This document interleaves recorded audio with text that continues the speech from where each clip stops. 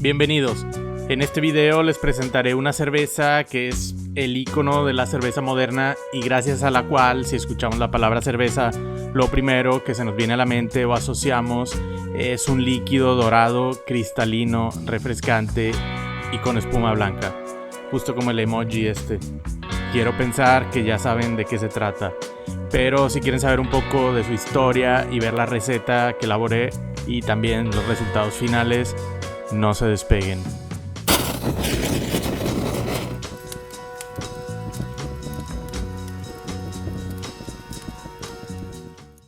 Para hablar de esta cerveza nos tenemos que ir al corazón de Europa Central, porque esta historia transcurre entre Bavaria, al sureste de Alemania, pero sobre todo en Bohemia, al oeste de Chequia, ambas regiones vecinas, y Bohemia siendo parte de las tres regiones históricas de República Checa, o Chequia, Bohemia, Moravia y Silesia. Nos colocaremos entre los años 30 y 40 del 1800, dentro de una industria cervecera forzada, dominada y madurada a través de los siglos mediante leyes de uso exclusivo de algunos ingredientes por parte de la Iglesia y después prohibiciones de elaboraciones en meses específicos del año por parte de gobernantes, impuestos especiales a ingredientes que tradicionalmente se usaban en la elaboración de cerveza y más leyes de uso exclusivo de ingredientes impuestos por duques y señores como lo fue la Reinheitsgebot y algunas 2-3 más.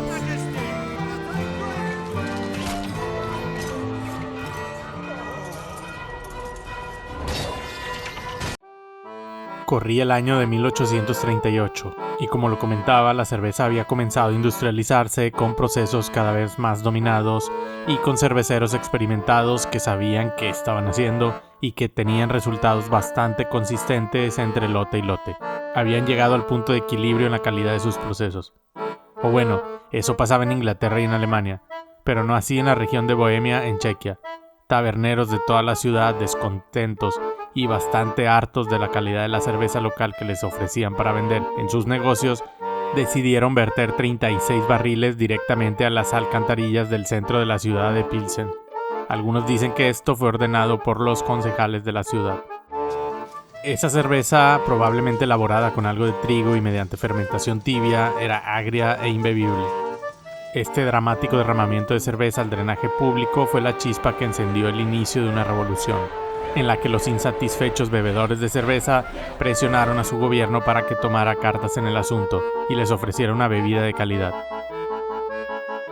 Curiosamente fue en Bohemia donde se documentó el primer uso de un termómetro para fines cerveceros por parte de František Ondřejič Poupě, un cervecero checo que vivió entre 1753 y 1805. Evidentemente el uso del termómetro no estaba siendo suficiente para obtener una cerveza de calidad o por lo menos aceptable ya para esa época. Pero los que comenzarían a moverse para darle solución a eso serían empresarios y taberneros locales de Pilsen. Entre ellos juntaron fondos y abrirían la Bürgers Brewery o Bürgerliches Brauhaus, que Bürger significa ciudadano, o sea, la cervecería ciudadana o cervecería municipal, algo así. La obra se la encargarían al arquitecto Martin Stelzer. Para eso, Stelzer viajó por Alemania y Gran Bretaña, donde estudió a las cervecerías que aprovechaban las nuevas tecnologías de la revolución industrial, mejor manejo de levaduras, energía a vapor y refrigeración artificial.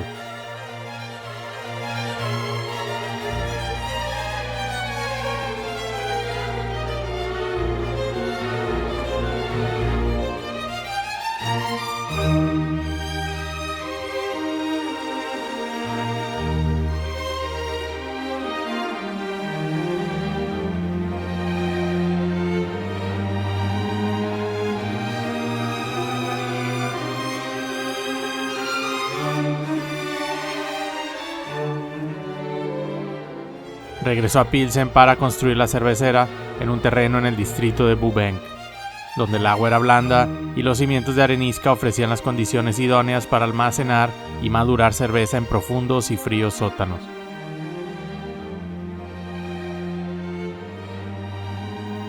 Junto a Stelzer llegó Josef Groll, un habilidoso cervecero bávaro que conocía y dominaba la elaboración de cerveza en frío.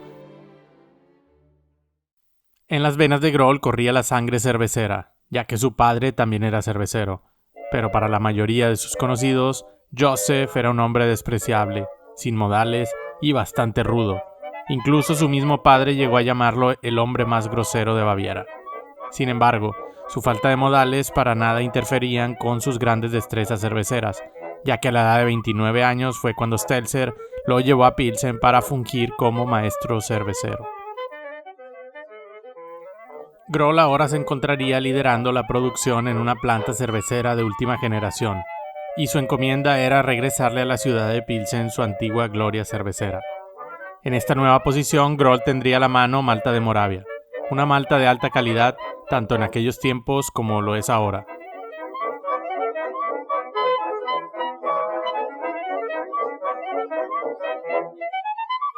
Lúpulos de la región de Žatec, en checo, o Saaz en alemán. Sí, el famosísimo Saaz, de la dinastía de lúpulos nobles, con su conocido perfil terroso, especiado y algo floral.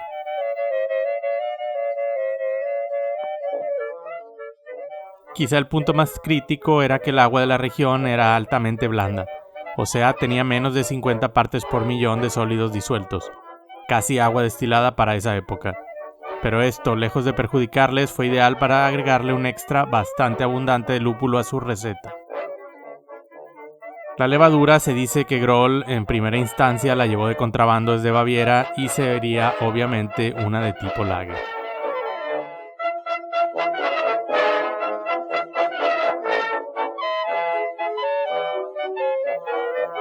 Finalmente, el 11 de noviembre de 1842, la cervecería municipal, liderada por Josef Groll como cervecero, presentaba en la Feria de San Martín la primera tanda de cerveza que habían preparado el 5 de octubre de ese mismo año.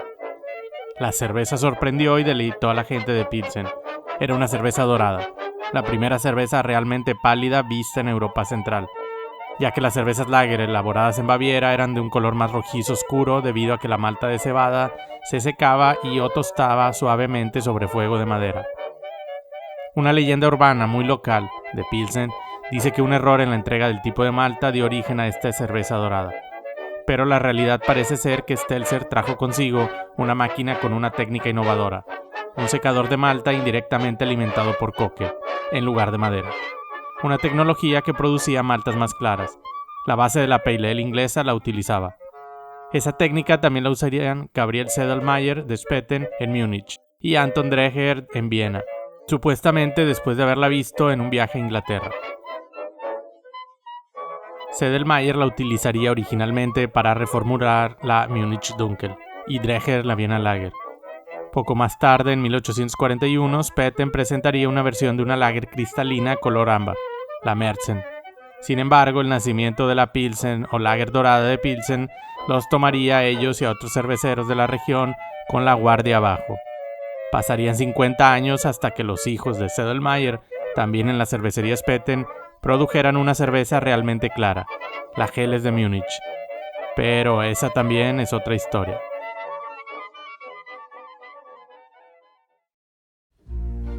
Lo que hacía tan especial a la cerveza de Pilsen era la combinación de ingredientes y métodos. La cebada de Moravia libre de nitratos ligados a generar turbidez, el agua de la región excepcionalmente blanda y el lúpulo especiado y floral de Žatec creaban una bebida dorada, clara, refrescante, simple pero llena de matices. Cada uno de sus pasos, la decocción triple, la levadura lager que trabajaba en bajas temperaturas y la maduración en los fríos sótanos de arenisca producían una cerveza con una claridad sin igual. La cerveza de la cervecería municipal fue un éxito inmediato. Coincidió con el desarrollo del vidrio a escala comercial. Antes de eso el vidrio era todo hecho a mano y por lo tanto pertenecía a los más adinerados. Ahora, al mirar la cerveza en vasos transparentes, los consumidores podían finalmente ver lo que estaban bebiendo. Se deleitarían con la naturaleza dorada y brillante de la nueva cerveza de Pilsen, tan diferente de las cervezas turbias que habían estado bebiendo de sus jarras de cerámica. La claridad de la nueva cerveza también fue favorecida, como les comentaba, por el régimen de maceración por decocción lenta o triple, que extraía al máximo los azúcares de la malta y dejaba de lado a las proteínas. La cepa de la levadura lager que Groll trajo de Baviera trabajaba a baja temperatura y podía seguir madurando la cerveza en los fríos sótanos. La nueva cerveza, por sus características, atrajo a una audiencia más amplia que las cervezas más oscuras. Como dato aún más curioso, el contrato laboral de Josef Groll con la cervecería de Pilsen expiraría para 1845, e increíblemente no se lo renovarían. Tal vez su forma de ser al final sí le perjudicó. De cualquier manera, el tren de la Pilsner ya no había quien lo parase.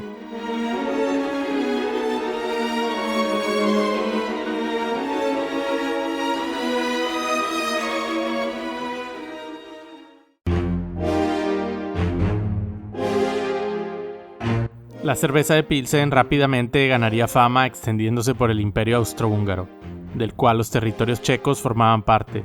Se mandaba a través de la red de canales y la nueva red ferroviaria. Un tren de cerveza Pilsner salía todos los días hacia Viena. Y la cerveza se convirtió en una bebida de culto en Berlín y París. Llegó a Hamburgo y a otras ciudades del norte de Alemania, a través del río Elba. Cerca de 1874 llegó a Estados Unidos, donde comenzó a desafiar la hegemonía de las ales inglesas introducidas por los primeros colonos. Esa conexión austrohúngara y el idioma alemán, que era el oficial en la región de Bohemia de aquella época, jugarían un papel clave en la creación del nombre. Su fama se expandió rápidamente y cerveceros de otros países comenzaron a producir sus propias versiones, denominándolas Pilsners o Pilseners. En 1898, la cervecera Burgers Brewery, o cervecería municipal o ciudadana, comenzó a elaborar su cerveza insignia bajo la etiqueta en alemán Pilsner Urquell, que significa la fuente original de Pilsner, o Plisenski Prazdroj en checo.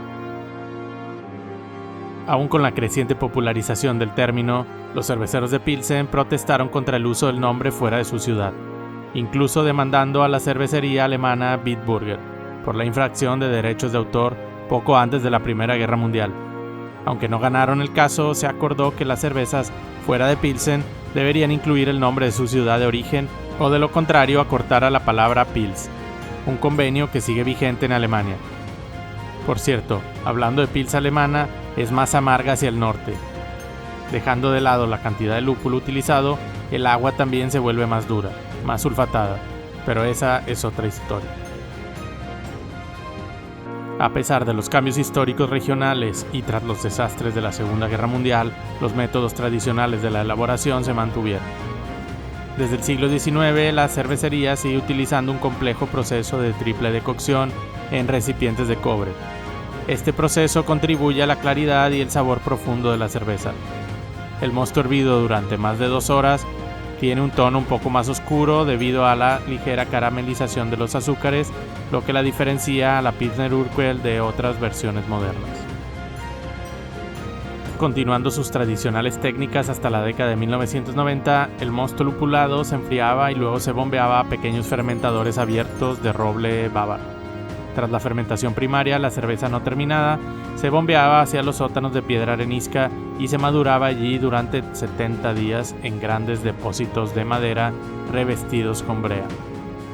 Sin embargo, con la caída del comunismo y por consiguiente la apertura comercial con más destinos, las técnicas de fermentación y maduración se modificarían rápidamente adaptándose a la gran demanda de esta cerveza.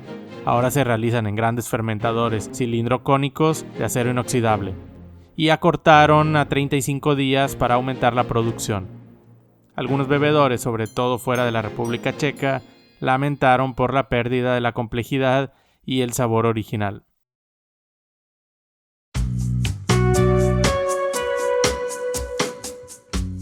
La receta es prácticamente la misma que puedes encontrar en diversos medios, revistas, libros o páginas de internet.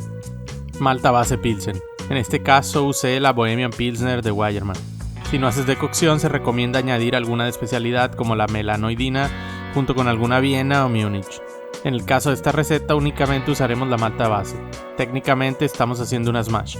Lúpulo usaremos una sola variedad, el Saaz. Agua sin modificarle su perfil químico y levadura lager.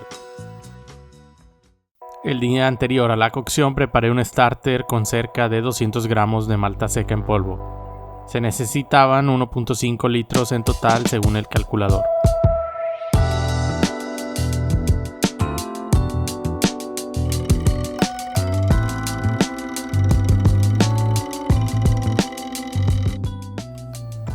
El brew day lo comencé calentando agua, alrededor de 24 litros a 54 grados centígrados. Mientras eso sucedía, molí el grano, y una vez alcanzando esa temperatura y molido de grano, mezclé evitando la aparición de grumos, meneándole bien. Ahí se quedó por 35 minutos.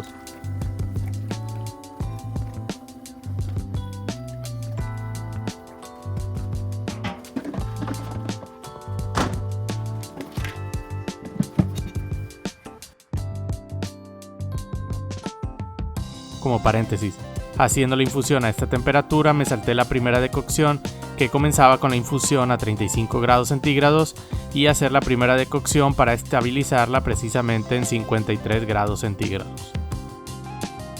Ahora sí, para la primera decocción retiramos alrededor de 6.5 litros en una proporción de 3:1 de grano contra líquido. Lo llevaremos a hervor por 10 minutos asegurándonos de revolver bien el fondo para que no se pegue y se queme el grano. Después lo regresaremos al macerador principal y al mezclarse el volumen de la decocción con el del resto del macerador, subirá hasta 64 a 65 grados centígrados. Y ahí lo dejamos por 25 minutos. Para la segunda decocción retiramos 5 litros aproximadamente. Los llevamos a hervor por 10 minutos y después regresaremos al macerador donde aumentará hasta 70 a 71 grados centígrados aproximadamente. Ahí lo dejamos por 20 minutos para después comenzar a recircular un poco y después transferir a la olla de hervor haciendo lavado del grano sobre la marcha.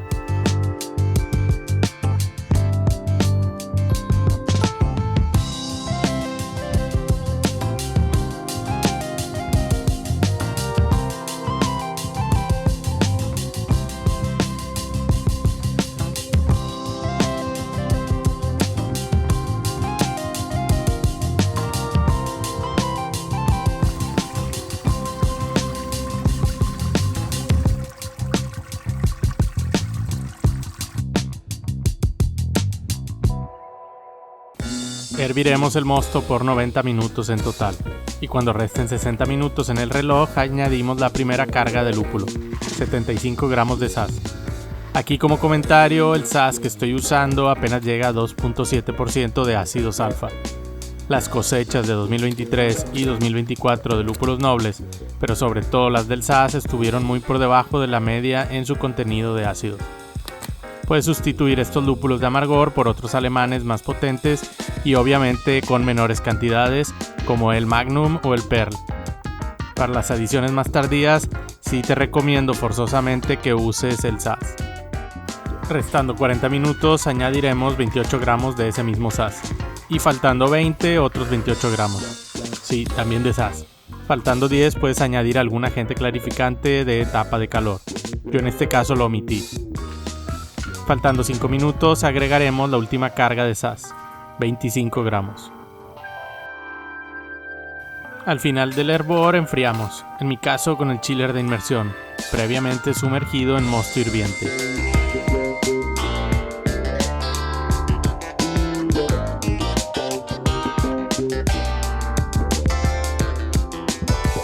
Transferimos al fermentador y tiramos el starter de levadura.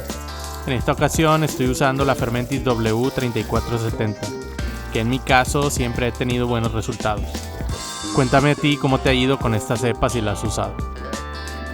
También puedes usar cepas de levadura específicas para lagers checas como la White Yeast Czech Pilsner, Pilsner Urquell o la Bohemian Lager.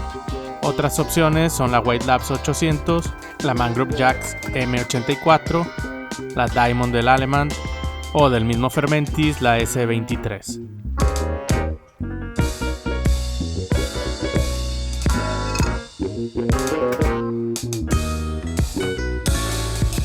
Fermentó por 5 días alrededor de 13 grados centígrados, para después comenzar con una rampa discreta pero sostenida hasta alcanzar los 20 grados centígrados, para realizarle un descanso de diacetilo. Una vez concluido ese descanso nos fuimos bajando también poco a poco hasta llegar a 3 grados centígrados. Por una semana se quedó ahí y enseguida se transfirió a un barril, cuidando el ingreso de oxígeno, haciendo barridos con CO2 y empujándola con este mismo gas.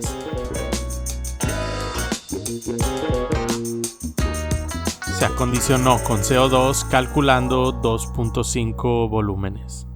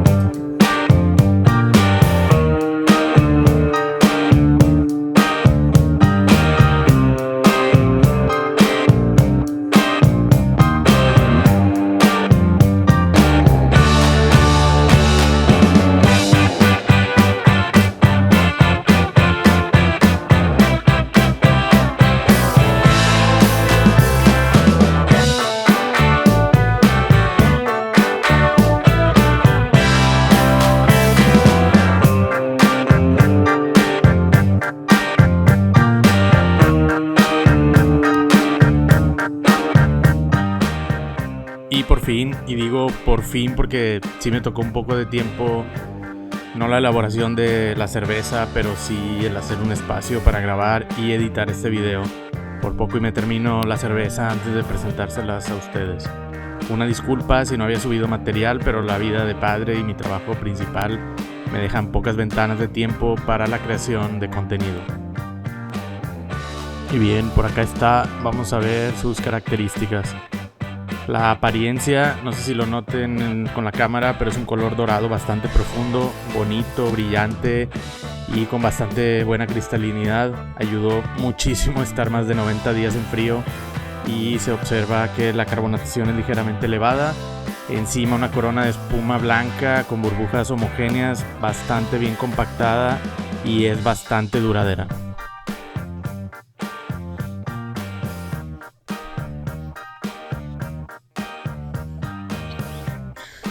En aroma nos recibe un golpe herbal y algo especiado, y por atrás se asoma un toquecillo ahí floral bastante sutil. Combinación elegante, dicen los que han descrito el lúpulo Saaz, no fallan con sus adjetivos. Estos aromas provenientes del lúpulo se sostienen muy bien gracias a la contraparte de la malta, que aporta una base como de pan blanco recién horneado. Aromas y olores de defectos no se presentó ninguno. Tuvimos una fermentación bastante limpia con esta cerveza. Ahora se las voy a pasar a la boca en la descripción.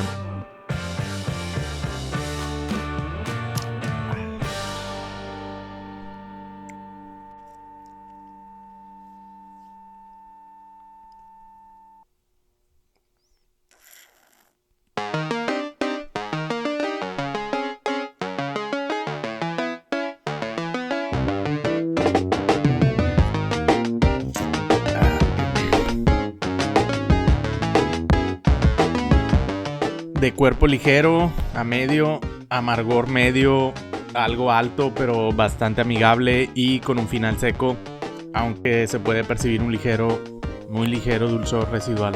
En retrogusto es puro lúpulo Saaz con bolillo, carnal. Se puede sentir el cosquilleo de las burbujitas de CO2. En general está bastante bien redondeada por donde la veamos. Y pues ahora vamos a pasar a los números. La pusimos a fermentar con una densidad inicial de 1,052 y terminó en 1,009 aproximadamente, lo que nos da en el calculador 5.7 de alcohol, lo cual está en el límite alto si tomamos la referencia de la BJCP con la 3B Czech Premium Pale Lager. Ellos ponen también una Czech Pale Lager con las mismas o casi las mismas características, pero más ligera. Aunque yo creo que a nadie le importa lo que diga la BJCP, ¿o sí? A nadie le importa. Lindo sombrero. Bueno, déjenme saber qué opinan aquí abajo en los comentarios.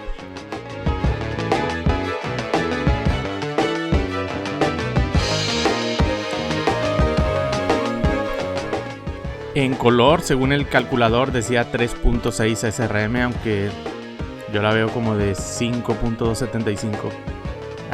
No se crean. Como quiera, debería estar entre 3,5 y 6 según las guías del estilo. De amargor, también el calculador, según el calculador, fue 42 IBUs, rango que está dentro de los 30 y 45 que propone la guía. Y para cerrar finalmente con este casi interminable video, me parece increíble cómo la inconformidad de los taberneros y de los mismos consumidores de cerveza checos de aquella época de los 1830s, 40s. No hay justicia como la de una turba iracunda. Voy a quemar todos los monumentos históricos. Daría origen, sin ellos saberlo, al estilo de cerveza más popular y vendido alrededor de todo el mundo. O por lo menos más replicado o tomado como base por las grandísimas cervecerías macro. Y por supuesto que tienen su mérito los checos, ya que tienen un consumo promedio per cápita de alrededor de 188 litros de cerveza al año, casi doblando los 110 litros anuales por persona de los alemanes, que están en segundo lugar. Muchas gracias a todos por llegar hasta acá. Si tienen comentarios los pueden dejar aquí abajo. Si quieren ver más videos de recetas de Bohemian o Czech Pilsner, vayan al canal de mi amigo Fernando Campos Cervecero. Como que todo prospera. Él allá tiene como 19 recetas de Pilsners. Yo creo que se le olvida que ya había hecho ese video.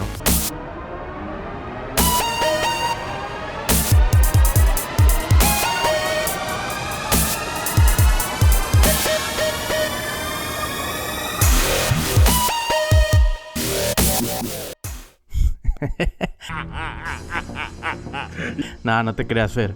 Pero sí, vayan allá, tiene diferentes variaciones en las recetas, en el número de decocciones que utiliza, métodos, etcétera, etcétera. Muchas gracias de nuevo a todos y a toda la comunidad por estar pendiente de mí, a los más recientes por suscribirse, darle like, dejar su comentario y también un súper gracias. Me pueden encontrar en otras redes sociales bajo el mismo nombre, la tienda para adquirir mercancía con la cual nos apoyas directamente para seguir creando este contenido, Cervezo Casero. Creo que aún sigue activa en hellbrews.com. Nos vemos en el, y espero no tan lejano, próximo video. Saludcita.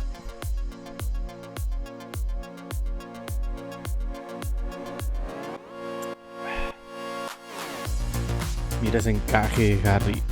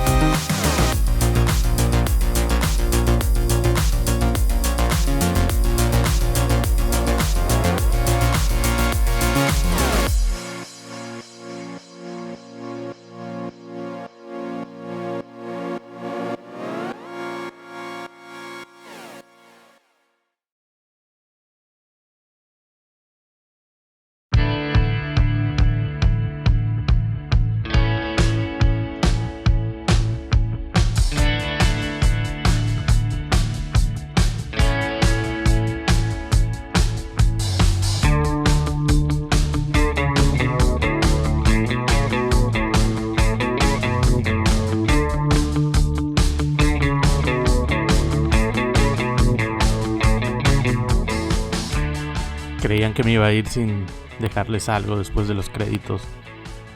Pues les recomiendo este libro, Lager, de Dave Carpenter.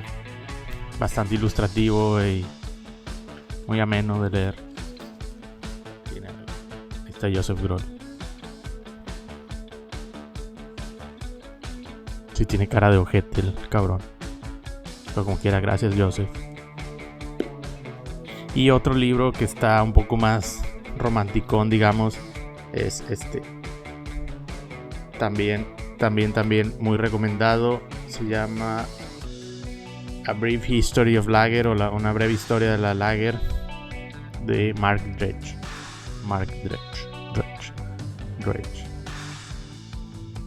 Menos ilustrativo, más texto, pero bastante envolvente en su narrativa. Ahora sí, vámonos a la